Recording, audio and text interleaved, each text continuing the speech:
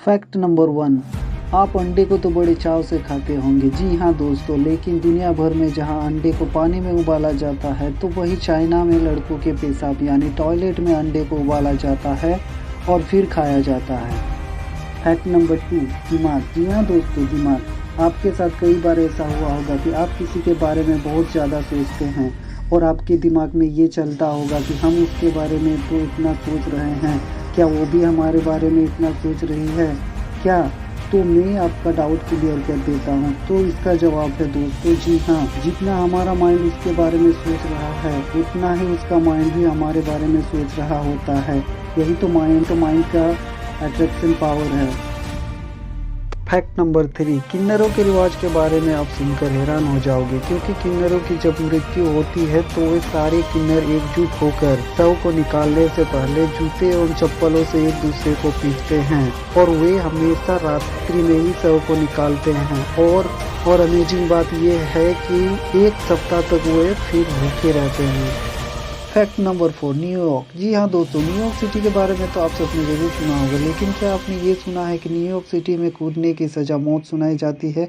जी हाँ दोस्तों, New York city में एक ऐसा स्ट्रिक्ट नियम रखा गया है जिसमें कोई इंसान अगर छत से कूदते समय पकड़ाया जाता है तो उन्हें कोर्ट के तहत सीधे तौर पर मौत की सज़ा सुना दी जाती है। फैक्ट नंबर 5, स्त्री, जिसे हमारे भारत देश में बड़े ही मान और सम्मान के साथ बहुत बड़ा दर्जा दिया जाता है। जैसे कहते हैं ना कि स्त्री के बिना जीवन अधूरा है, बिल्कुल सही है। लेकिन क्या आपने कभी नोटिस किया है कि स्त्री में एक इंटरेस्टिंग और खूबसूरत आदत होती है? वो ये है दोस्तों कि स्त्री हमारी तरह बोलकर नहीं बल्कि वो ज़्यादातर इशारों में बात करती है। जी हाँ, ये बिल्कुल सही है, ये आप भी चेकआउट कर सकते हैं। इसलिए अगर स्त्री को समझना है तो पहले इशारों को समझना सीखो। Fact number 6, Mickey mouse. इसे तो आप सब जानते ही होंगे, ये बच्चों के चाहते मिक्की माउस है, लेकिन हमारे भारत में इसे मिक्की माउस के नाम से जाना जाता है, लेकिन इटली में इसे टोपोलिनो के नाम से जाना जाता है। फैक्ट नंबर 7, क्या आपको पता है फिनलैंड में कुछ अजीब प्रथा है दोस्तों? आप जानकर हैरान हो जाओगे कि फिनलैंड में एक ऐसा चैंपियनशिप रखा जाता है कि जिसमें एक पति को अपने पीठ पर उठाकर अपनी पत्नी को रेस में दौड़ना पड़ता है और जो इस रेस में जीतता है उसे अपनी पत्नी के वजन के बराबर बियर दिया जाता है। फैक्ट नंबर 8, दोस्तों क्या आपको पता है जिस डायनासोर को हम फोटो और फिल्मों में देखते हैं, आखिर इतने बड़े बड़े डायनासोर खाते क्या थे? दोस्तों एक्चुअल में तो ये मांसाहारी होते हैं और ये अपने ही जैसे जानवरों का शिकार करके उन्हें खा जाते हैं। यहाँ तक कि उन्हें भूख लगने पर अपने बच्चों को भी खा जाते हैं और इन सब से भी अगर उनका पेट ना भरे तो वे बड़े बड़े चट्टानों को भी निगल जाते थे। फैक्ट नंबर 9, दोस्तों आपने सुअर को तो देखा होगा और कुछ लोग तो इनके मांस को बड़े ही चाव से खाते होंगे, लेकिन क्या आपने कभी ये सोचा है कि इतने बड़े पैमाने पर आखिर सुअर आते कहाँ से हैं? जी हाँ दोस्तों, चलिए मैं आपको बताता हूँ। पूरी दुनिया में जितने सुअर है उसके आधे सुअर चीन में पाए जाते हैं। जी हाँ दोस्तों, हमारी पूरी दुनिया में जितनी सुअर है उसके आधे % मतलब 50% सुअर चीन से इम्पोर्ट किए जाते हैं।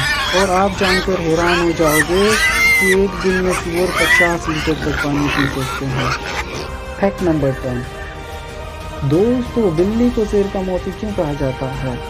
बहुत से लोग बिल्ली को शेर का मौसी कहते हैं, ऐसा क्यों? आइए जानते हैं। दोस्तों बिल्ली और शेर का शक्ल एक दूसरे से काफ़ी मिलते जुलते हैं और ये शेर, चीता, बाघ, तेंदुआ आदि सभी बिल्ली परिवार के ही सदस्य हैं और बिल्ली जाति के सदस्य को फेलाइन कहते हैं और इन सभी के दांत और नाखून बड़े ही नुकीले होते हैं जिससे ये बड़ी आसानी से शिकार कर लेते हैं, जबकि इनकी लंबाई 2 मीटर और ऊंचाई 1 मीटर के बराबर होती है और अधिकतर ये एशिया के जंगलों में पाए जाते हैं। इन फेलाइन फैमिली में से अगर तेज़ दौड़ने का नाम आए तो वो सबसे पहले चीता का नाम आएगा, जो 110 किलोमीटर प्रति घंटे की रफ्तार से दौड़ लगा सकती है। दोस्तों ये तो एक पुरानी कहावत है कि बिल्ली को शेर का मौसी कहा जाता है, बस ये एक कहावत है दोस्तों। बाकी बिल्ली, शेर, चीता, बाघ, तेंदुआ आदि एक फैमिली से बिलोंग करते हैं, इसलिए बिल्ली को शेर का मौसी कहा गया है। बस इतना ही है दोस्तों।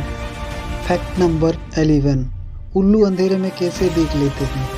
उल्लू रात्रि काल में इंसान से कई गुना अधिक देख सकता है, क्योंकि उसकी आंखों के प्रतिबिंब कुछ विशेष कोशिकाओं से बनी होती है जो रोशनी को अपने भीतर सोख लेती है, जिससे दिन की अपेक्षा रात में अधिक स्पष्ट दिखाई देता है। वैसे तो ये दिन में भी देख सकते हैं, लेकिन इतना स्पष्ट नहीं देख पाते जितना रात में, और जिन पंछियों को रात में अधिक दिखाई देता है उन्हें रात्रिचर पंछी कहा जाता है। फैक्ट नंबर 12, पहले मुर्गी आई या अंडा। दोस्तों, बहुत से लोगों के दिमाग में ये सर दर्द बना हुआ है कि पहले मुर्गी आई या अंडा। तो चलिए दोस्तों, मैं आपका सर दर्द ठीक कर देता हूँ। दोस्तों, जीव विज्ञान के अनुसार जीवों का विकास क्रमिक रूप से हुआ है और मुर्गी और अंडे के विकास में लाखों वर्ष लगे हैं। मुर्गी और अंडे में पहले कौन आया, इस प्रश्न के कोई मायने नहीं रखते, क्योंकि इन दोनों का विकास एक साथ एक ही क्रम में हुआ है। तो मैं आशा करता हूँ कि आप समझ गए होंगे कि मुर्गी और अंडा एक साथ आया है। फैक्ट नंबर 13, दोस्तों क्या आपको पता है मछली पानी में जीवित कैसे रहती है? चलो मैं बताता हूँ। सभी जीवों को जीवित रहने के लिए ऑक्सीजन की जरूरत होती है और मछलियों में एक विशेष अंग यानी गिल्स होती है। ये उनके सिरों के दोनों तरफ होती है और गिल्स की मदद से ही मछली पानी के अंदर सांस ले पाती है।